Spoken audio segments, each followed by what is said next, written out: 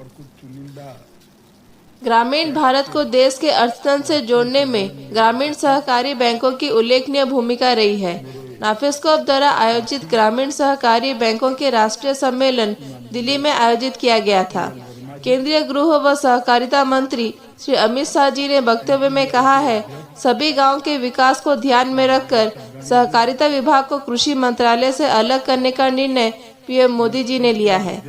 Bureau report, गणतंत्र news, new Delhi. Ravindra Rao ji सहकारिता के सिद्धांत के आधार पर ही काम कर रहे हैं, परंतु उनके काम का थ्रस्ट एरिया जिस चीज को लेकर आने वाले दशक में हमें आगे बढ़ना है, सहकारिता को बढ़ाने के लिए,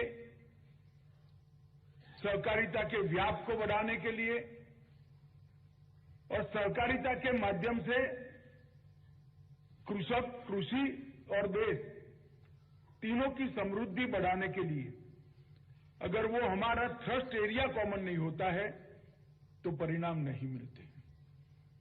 मित्रों, लगभग 120 साल पुराना सहकारिता का हमारा आंदोलन बहुत सारी उपलब्धियां हैं उसकी।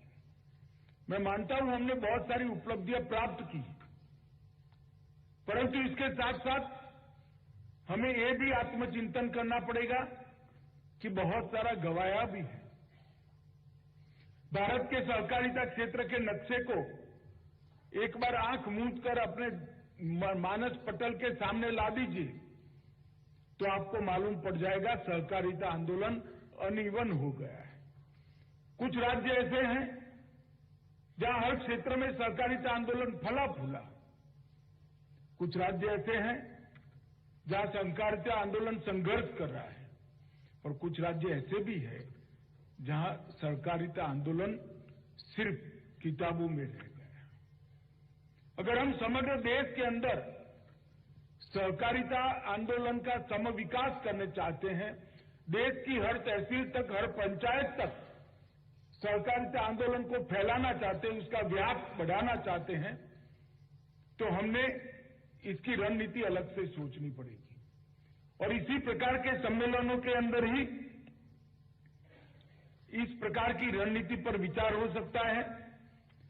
अब भारत सरकार ने भी मोदी जी के एक बहुत महत्वपूर्ण निर्णय के अंतर्गत सहकारिता मंत्रालय को कृषि विभाग से अलग कर एक अलग मंत्रालय की स्थापना करने का निर्णय किया है। हालांकि सहकारिता ये ज्यादातर स्टेट सब्जेक्ट है, परंतु समग्र देश के सहकारिता के चित्र को ध्यान में रखकर सहकारिता की भावना से राज्यों को साथ में लेकर भारत सरकार का सहकारिता विभाग काफी कुछ कर सकता है। मित्रों, आज यहां पर कृषि धिराण और मुख्यत्वे